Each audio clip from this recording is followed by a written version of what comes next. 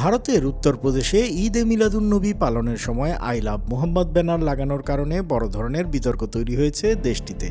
কানপুর শহরে এই বিতর্কের সূত্রপাত হয় এবং পরবর্তী সময়ে পুলিশের এফআইআর ও গ্রেফতারের ঘটনা ঘটে, যা দেশটির বিভিন্ন শহরে মুসলিম সম্প্রদায়ের মধ্যে ক্ষোভ সৃষ্টি করেছে। কানপুর পুলিশের ডেপুটি কমিশনার দীনেশ ত্রিপাঠী জানিয়েছেন, রাওয়াতপুর থানার এলাকায় মিলাদুন্নবীর শোভাযাত্রা চলাকালীন ব্যানারটি লাগানো হয়।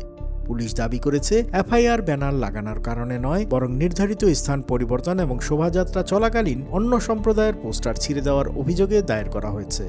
তবে মুসলিম সম্প্রদায়ের দাবি, তারা কেবল নবী মুহাম্মদকে শ্রদ্ধা জানাতে ব্যানার ব্যবহার করেছে। তারা বলেছেন, সামাজিক ও ধর্মীয় স্বাধীনতার অধিকার প্রকাশ করার কারণে তাদের নিশানা করা হচ্ছে। এই বিতর্ক শুধু কানপুরেই সীমাবদ্ধ থাকেনি। উন্নাও, কাশীপুর, বহরাইচ, আলিগড়, মুম্বাই এবং গুজরাতেও একই ধরনের বিক্ষোভ এবং পুলিশের পদক্ষেপ দেখা গেছে। উন্নাওয়ের গঙ্গাঘাট থানার এলাকায় নারীরা ব্যানার নিয়ে রাজ্য বিধানসভার প্রবেশপথে বিক্ষোভ দেখান। পুলিশের সঙ্গে হাতাহাতি এবং গ্রেফতারের ঘটনা ঘটে। ওই ঘটনায় 5 জনকে হেফাজতে নেওয়া হয়। কেশরগঞ্জ, আলিগড়, কাশীপুর ও মুম্বাইতেও মিছিল করার জন্য পুলিশ একইভাবে ব্যবস্থা নেয়।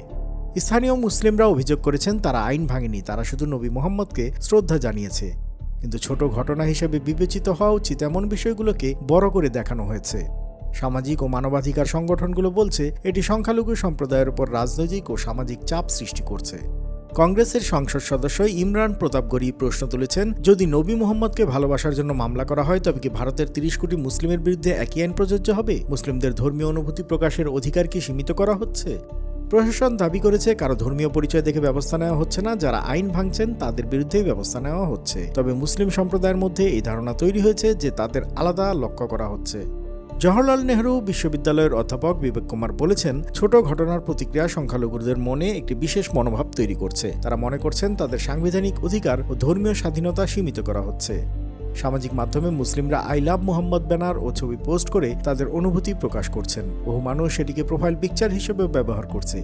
এটি শুধু ধর্মীয় অনুভূতির প্রকাশ নয়, বরং সংখ্যালঘু সম্প্রদায়ের মধ্যে আত্মপরিচয়ের প্রতীক এবং এক ধরনের প্রতিবাদের মাধ্যম। বিশেষজ্ঞরা বলছেন, এই বিতর্ক ধর্মীয় স্বাধীনতা, সামাজিক চাপ এবং প্রশাসনিক নিয়ন্ত্রণের মধ্যেকার সীমারেখা স্পষ্ট করেছে। মুসলিম সম্প্রদায়ের মধ্যে এমন ধারণা তৈরি হয়েছে যে তাদের ধর্মীয় অনুভূতি প্রকাশের অধিকার সীমিত করা হচ্ছে। বিশ্লেষকরা বলছেন, ইতিহাস শিখিয়েছে ধর্মীয় প্রতিবাদের ছোট ছোট ইস্যু কখনো বড় আন্দোলনে রূপ নিতে পারে। সামাজিক মাধ্যমের ব্যবহার ও শান্তিপূর্ণ প্রতিবাদের মাধ্যমে মুসলিমরা তাদের মতামত প্রকাশ করছে, যা প্রতীকী অর্থে আই লাভ মোহাম্মদ ব্যানার হয়ে উঠেছে। আই লাভ মোহাম্মদ বিতর্ক কেবল একটি ব্যানারের ইস্যু নয়, এটি ভারতের সংখ্যালঘু সম্প্রদায়ের সাংবিধানিক অধিকার, সামাজিক নিরাপত্তা এবং ধর্মীয় স্বাধীনতার প্রশ্ন। এখন দেখার বিষয়, প্রশাসন কিভাবে শান্তিপূর্ণ প্রতিবাদ এবং আইন রক্ষার মধ্যে সঠিক সমন্বয় করবে, যাতে মুসলিম সম্প্রদায়ের সংবেদনশীলতা এবং নাগরিক অধিকার উভয়ই রক্ষা করা যায়। আন্তর্জাতিক অঙ্গনের সব খবর, আপডেট ও বিশ্লেষণ জানতে সাবস্ক্রাইব করুন বাংলা ফ্লো ইউটিউব চ্যানেল।